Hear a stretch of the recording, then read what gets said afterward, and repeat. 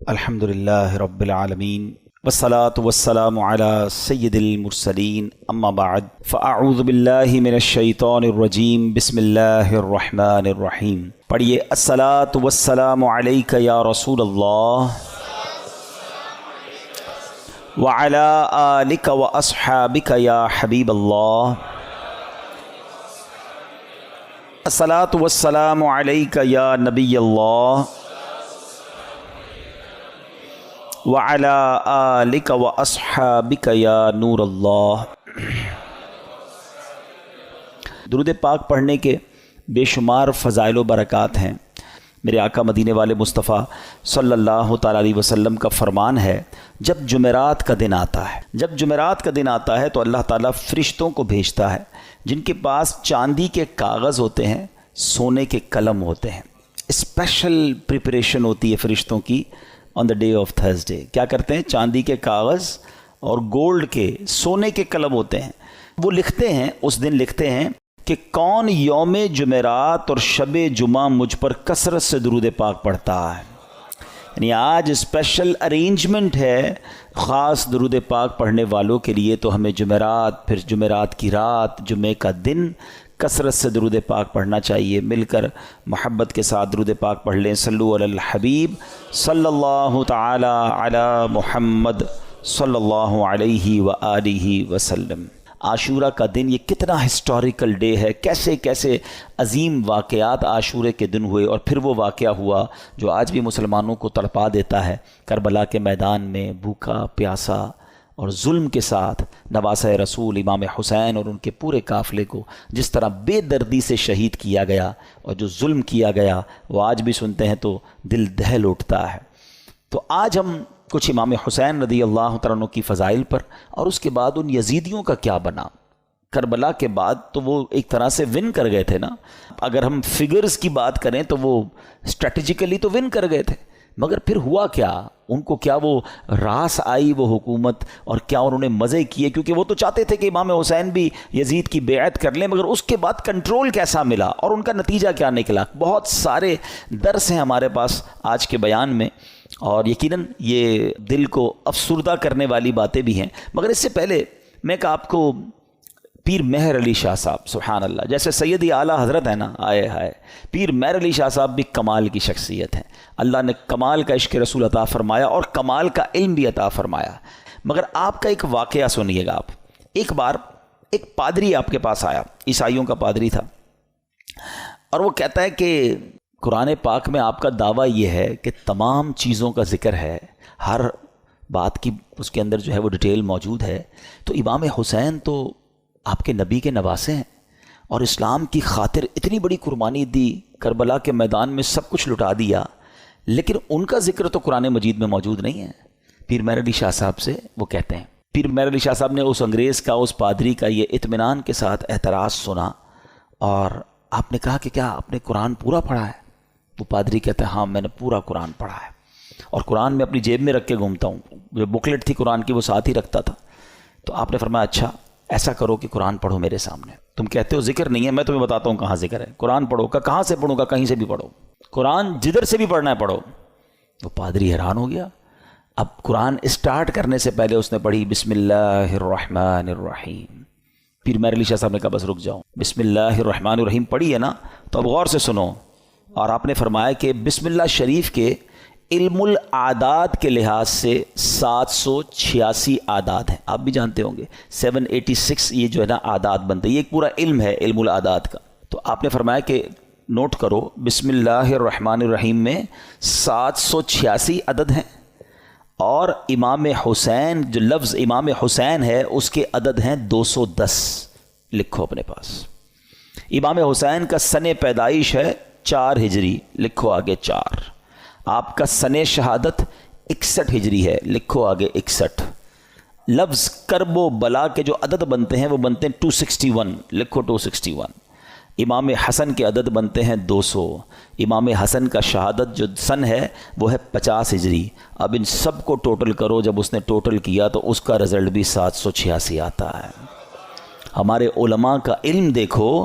اب اس پادری کے سامنے آپ فرماتے ہیں ابھی تو ایک ہی آیت پڑھی ہے, اس میں امام حسین کا نام بھی موجود ہے, ان کی پیدائش کا سن کا ذکر بھی موجود ہے, امام حسین کی سال شہادت کا ذکر بھی موجود ہے, امام حسین کے بھائی جان امام حسن کا نام بھی موجود ہے. اس آیت سے پتہ چل گیا کہ یہ دونوں بھائی بھی ہیں. آگے چلو گے تو قرآن میں اور بھی اس طرح کے واقعات مل جائیں گے. اللہ اکبر. جب پادری نے بسم اللہ الرحمن الرحیم کی تفسیر کا یہ انداز پیر مہر علی شاہ صاحب سے سنا تو اس کا دل نور ایمان سے جگمگایا, وہ کلمہ پڑھ کر مسلمان ہو گیا.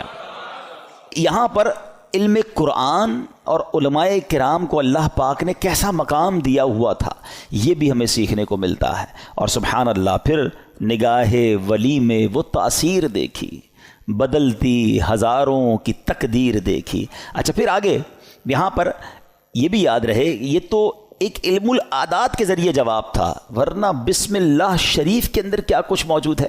مولا علی شیر خدا کرم اللہ تعالی وجہ الکریم, آپ پتہ ہے کیا ہیں, آپ باب صلی اللہ کہلاتے ہیں. ہم نے منقبت میں سنا نا, وہی جن کو باب صلی اللہ کہیں. باب صلی اللہ کا مطلب کیا ہے؟ آقا فرماتے ہیں, حدیث پاک کا مضمون ہے, میں علم کا شہر ہوں اور علی اس کا دروازہ ہے, یعنی باب ہے اس شہر کے. تو آپ فرماتے ہیں کہ اگر میں چاہوں تو بسم اللہ کی تفسیر سے 70 اونٹ بھر دوں. یعنی اس کا مطلب یہ ہوا کہ اتنے کاغذوں پر اتنی بکس بن جائیں گی تفسیر کی, صرف بسم اللہ شریف کی, کہ 70 اونٹوں پر اس کو رکھا جائے گا تب جا کر کمپلیٹ ہوگی. تو یہ ہے قرآن اور یہ ہے علم القرآن جو ہمارے اسلاف کو معلوم تھا. مگر آج ہم قرآن سے بہت دور ہیں, ہم قرآن پڑھتے نہیں ہیں. اچھا یہ تو ایک فی البدی جواب تھا پیر مہر علی شاہ صاحب کا کہ جناب علم العادات سے یہ ذکر کیا, مگر قرآن مجید فرقان حمید میں اہل بیت اطہار کا صراحت کے ساتھ اور سبحان اللہ گویا ان کی شان اور ان کی منقبت قرآن بیان کرتا ہے. کتنی خوبصورت ایک آیت ہے قرآن پاک کی, پارہ 22 ہے, سورہ احزاب, آیت نمبر ہے 33. اللہ قرآن میں ارشاد فرماتا ہے, انما یرید اللہ لیذھب عنکم الرجس اہل البیت ویطہرکم تطہیرا. ترجمہ, اے نبی کے گھر والوں, اللہ تو یہی چاہتا ہے کہ تم سے ہر ناپاکی دور فرما دے اور تمہیں پاک کر کے خوب صاف ستھرا کر دے.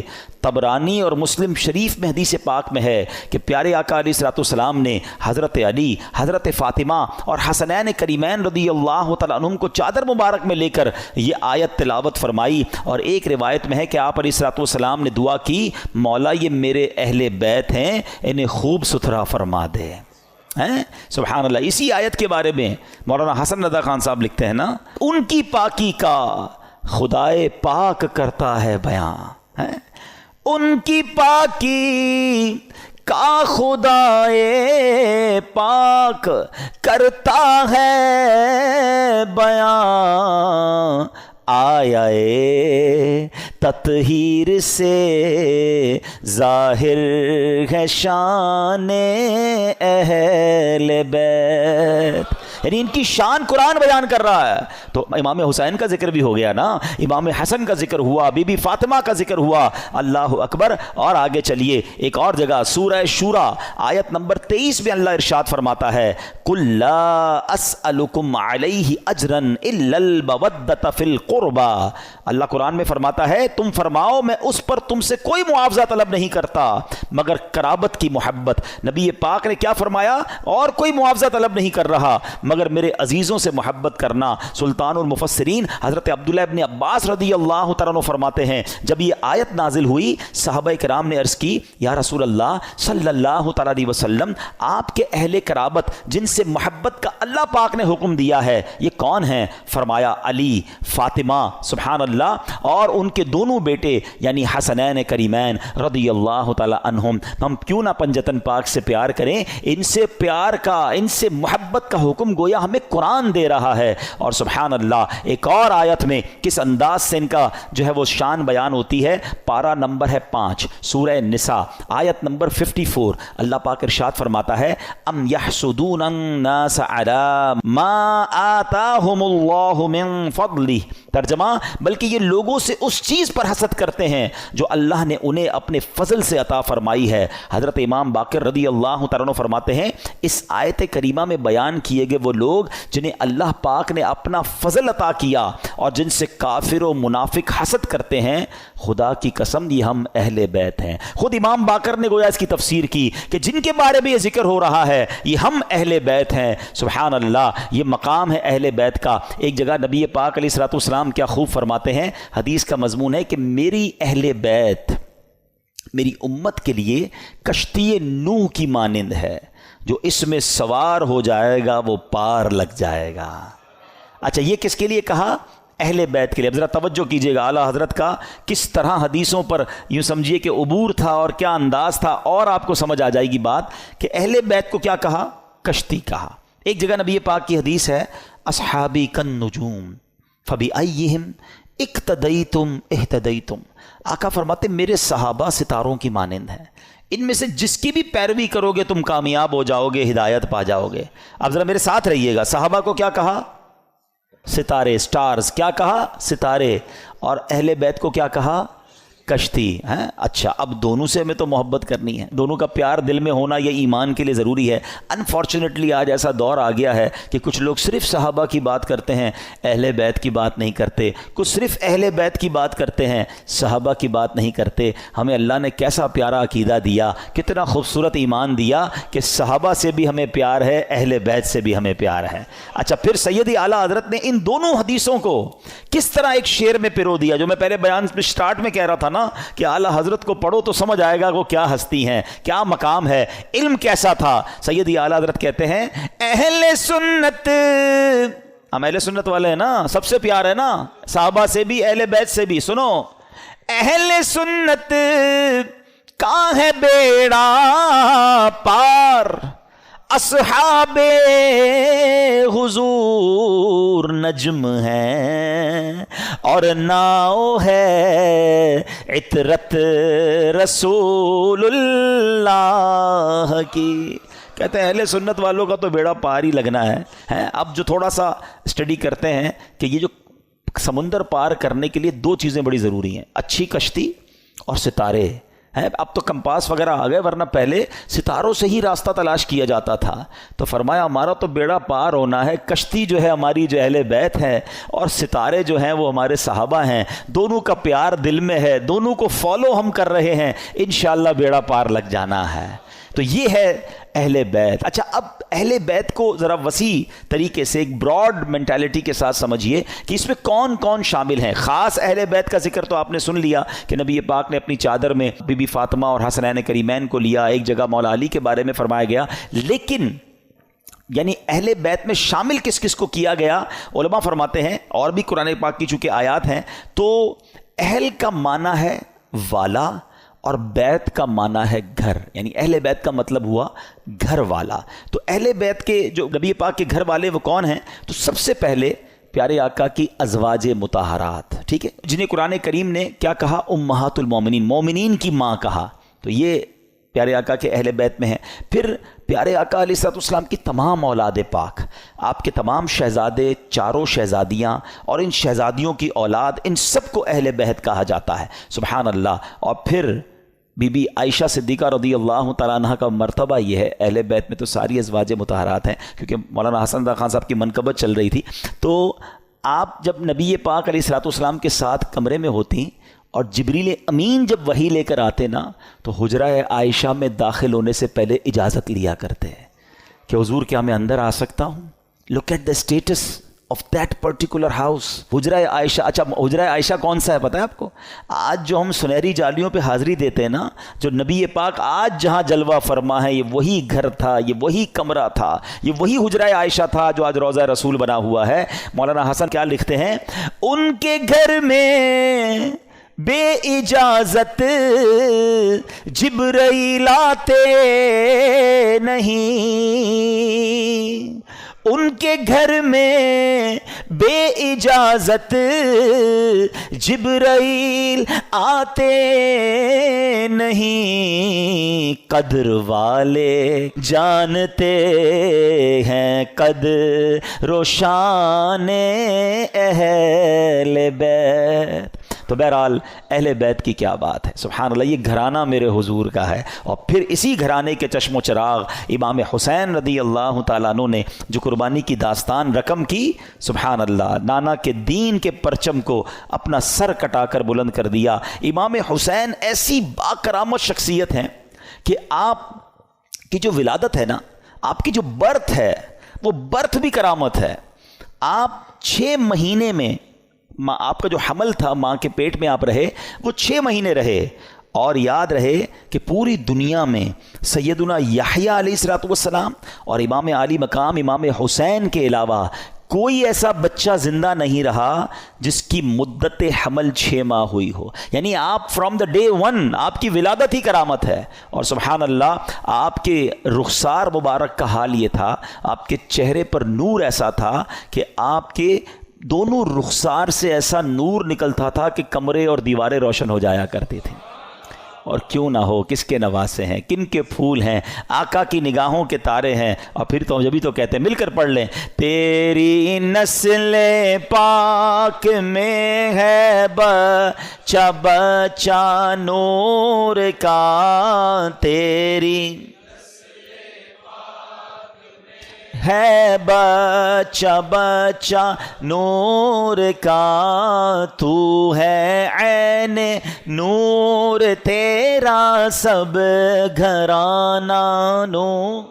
سبحان اللہ۔ اب یہ جو امام حسین رضی اللہ تعالیٰ عنہ جب کربلا کے لیے روانہ ہوئے نا، تو آپ سے مزید کرامتوں کا ظہور ہوا، اور علماء کہتے ہیں یہ جو کرامتیں تھیں نا، بیسیکلی یہ اتمام حجت کے لیے تھیں، مزید ان کو سمجھانے کے لیے تھی کہ دیکھو میں کون ہوں، میرے ساتھ کیسے معاملات ہو رہے ہیں، مجھ پر ظلم نہ کرو۔ مگر ان ظالموں کی آنکھوں پر لالچ کا ایسا پردہ تھا۔ امام حسین فرسٹ آف آل آپ نے مدینے سے کوچ کیا اور اب مکے آیا۔ اب اسی راستے میں سیدنا ابن مطیع رحمۃ اللہ تعالی سے ملاقات ہوئی۔ انہوں نے عرض کی کہ حضور، میرے کنویں کا پانی بہت کم ہے، برائے کرم آپ دعائے برکت سے نواز دیجئے۔ آپ رضی اللہ تعالیٰ عنہ نے اس کنویں کا پانی طلب کیا، اور جب پانی کا ڈول حاضر کیا گیا تو آپ نے اس میں سے پانی کچھ پیا بھی، نوش بھی فرمایا، اور کلی بھی کر دی، اور ڈول کو واپس کنویں میں ڈال دیا گیا۔ جب وہ پانی جو ہے وہ کنویں میں گیا، کنویں کا پانی بھی بڑھ گیا اور میٹھا اور لذیذ بھی ہو گیا۔ سبحان اللہ۔ تو یہ امام حسین کی کرامتوں کا سلسلہ رہا۔ اس کے بعد جب آپ بالکل ایگزیکٹلی 10 محرم الحرام کا دن آ گیا، یاد رہے کہ وہ دن جمعہ کا دن تھا، 10 محرم الحرام جب یہ واقعہ ہوا، کربلا کے میدان میں آپ خطبہ ارشاد فرما رہے ہیں، ان کو سمجھا رہے ہیں کہ دیکھو میں کون ہوں، یہ ظلم مت کرو۔ تم کیا جواب دو گے جس کا کلمہ پڑھتے ہو اس نبی علیہ الصلوۃ والسلام کو؟ اس وقت آپ کے جو خیمے تھے، جہاں خاندان کے افراد تھے، وہاں خندق میں ایک آگ بھی جل رہی تھی۔ تو ایک بد زبان یزیدی نے بکواس کرتے ہوئے کہا کہ اے حسین، تم نے وہاں کی آگ سے پہلے یہی آگ لگا دی ہے۔ یعنی معاذ اللہ وہ یہ کہنا چاہ رہا تھا کہ اے حسین، مرنے کے بعد بھی تمہیں جہنم کی آگ میں جانا ہے۔ امام علی مقام نے جب یہ سنا تو آپ نے کہا کہ اے دشمن خدا، تو جھوٹا ہے، کیا تو یہ گمان کرتا ہے کہ میں دوزخ کی آگ میں جاؤں گا؟ امام علی مقام کے قافلے کے جانثار نے کہا کہ آپ مجھے اجازت دیں تو میں ابھی اس کا سر قلم کر دوں۔ آپ نے اجازت نہیں دی۔ آپ نے فرمایا حملے کا آغاز ہماری طرف سے نہیں کرنا، ہو سکتا ہے یہ پرووک کر رہے ہوں، یہ اس لیے ہمیں کہہ رہے ہیں کہ ہماری طرف سے پہل ہو جائے، اور یہ کہیں ہم نے تو حملہ نہیں کیا تھا، امام حسین والوں نے پہلے حملہ کیا۔ حالانکہ اس قدر بڑی گستاخی کی تھی، آپ نے اپنے ساتھی کو روک دیا، مگر آپ نے اللہ کی بارگاہ میں دعا کی۔ دل بڑا دکھا ہوا تھا کہ ایسی بات اس نے کر دی۔ آپ نے کہا اے رب قہار، اس کو عذاب نار سے قبل بھی اس دنیا میں بھی آگ کا عذاب عطا فرما۔ آپ کی دعا قبول ہوئی۔ وہ بندہ جو گھوڑے پہ بیٹھا تھا، اس کی گھوڑے کو جھٹکا لگا، گھوڑا خود ہی دوڑتا ہوا گیا، اور وہ گھوڑے سے جب وہاں جہاں گرا تو وہاں آگ لگی ہوئی تھی، اسی خندق میں یہ بندہ جا کر گرا، اور وہ بد نصیب آگ میں جل کر بھسم ہو گیا۔ امام علی مقام نے سجدہ شکر ادا کیا اور اللہ تعالیٰ کی بارگاہ میں عرض کی کہ یا اللہ، تیرا شکر ہے کہ تو نے آل رسول کے گستاخ کو سزا دی۔ اب یہاں بھی ان کے سامنے یہ واقعہ ہو رہا ہے، سارے لوگ دشمن سامنے کھڑے ہیں، اور یہ آپ کی دعا قبول ہو رہی ہے، آپ کے گستاخ کو سزا مل رہی ہے، مگر وہ سمجھنے کے لیے تیار نہیں ہے، وہ انڈرسٹینڈ کرنے کے لیے تیار نہیں ہے۔ آپ یقین کریں، جو کربلا کے میدان میں امام حسین نے خطبہ دیا ہے نا ان یزیدیوں کے سامنے، لاسٹ خطبہ، حالانکہ اپنے سارے شہید ہو چکے تھے، مگر پھر بھی، حالانکہ اس وقت تو عام آدمی تو یہ سوچے کہ اب انہوں نے سب میرے بندے مار دیے، اب میں نے ان کو نہیں چھوڑنا، اب آخری وقت بھی سلو کی بات کرتے رہے، انہیں سمجھانے کی بات کرتے رہے، انہیں یہ بتاتے رہے کہ میں کون ہوں، یاد کرو میرے آقا مجھے کیا کہا کرتے تھے، تم قیامت کے دن اس ظلم کا جواب کیسے دو گے۔ یعنی یہ بھی امت رسول سے پیار ہے کہ یہ اس عذاب میں نہ گرفتار ہو جائیں۔ اتمام حجت کی گئی مگر وہ یزیدی نہ مانے۔ اب ایک بات ذہن میں آتی ہے، اب یہ بڑا اہم کوسچن ہے کہ یزیدی جو بھی تھے تو کلمہ پڑھنے والے، اللہ کو مانتے تھے، اللہ کے نبی کو مانتے تھے، معلوم بھی تھا یہ اللہ کے نبی کے نواسے ہیں، وہ ریزن کیا تھا جو اتنے بڑے ظلم پر یہ ریڈی ہو گئے؟ یہ ریزن پکڑنا بہت ضروری ہے، اور یہ ہم سب کو آج سیکھ کر جانا ہے۔ یعنی کوئی بھی محفوظ نہیں ہے۔ میں آپ کو تھوڑا سا آج کل کے زمانے کا ایک دو انسیڈنٹ بتا دیتا ہوں تاکہ آپ کو اندازہ ہو جائے۔ ہم لوگ سمجھ رہے ہوتے ہیں یار یزیدیوں نے اتنا بڑا کام کر دیا، ہم تو کبھی بھی کوئی ایسی غلط حرکت نہیں کر سکتے۔ کوئی اپنے آپ کو محفوظ نہ سمجھے۔ ہاں، بیسک جو ان کے ریزن تھا نا وہ تھا لالچ، اور وہ لالچ تھی پیسے کی، اقتدار کی۔ جب یہ لالچ طاری ہوتی ہے نا انسان پہ، پہلے تھوڑا سا سمجھیے گا، آپ کو لگتا ہے یار مجھ پہ کچھ بھی ہو جائے میں ایسا ظلم تھوڑی کر سکتا ہوں، کتنا بھی پیسہ مجھے کوئی دے دے میں جان دے دوں گا، کبھی کسی کو قتل نہیں کروں گا، نواسہ رسول تو بہت دور کی بات ہے۔ یہ بولنا اور ہے، لیکن ایک وقت آتا ہے جب انسان کے دل پر شیطان کا قبضہ ہو جاتا ہے۔ آپ پڑھتے ہیں خبریں، 5 سال کے بچے اور 4 سال کی بچی کے ساتھ جو واقعات ہو رہے ہیں، کیا کوئی خوشی سے کرتا ہے یہ کام؟ ذرا سوچئے، جب وہ یہ کام کر جاتا ہوگا اس کے بعد خود اس کو کتنی ندامت ہوتی ہوگی، یہ میں نے کیا کر دیا۔ پھر اسی وجہ سے بچنے کے لیے اس بچی کو قتل بھی کر دیا جاتا ہے۔ یعنی یہ واقعات ہم سنتے ہیں تو ہماری عقل حیران ہو جاتی ہے کہ یہ انسان تھا یا درندہ تھا۔ میں آپ سے یزیدیوں کی تو بات نہیں کر رہا، آپ کے وطن میں رہنے والوں کی بات کر رہا ہوں۔ اس کا مطلب کیا ہوا؟ ایٹ دیٹ ٹائم جب وہ یہ عمل کر رہا تھا اس کا دل شیطان کی مٹھی میں تھا، اس کو ہوس نے اندھا کر دیا تھا۔ تو یہ واقعات مجھے اور آپ کو یہ سوچنے پر مجبور کرتے ہیں کہ کوئی اپنے آپ کو محفوظ نہ سمجھے۔ یہ ایک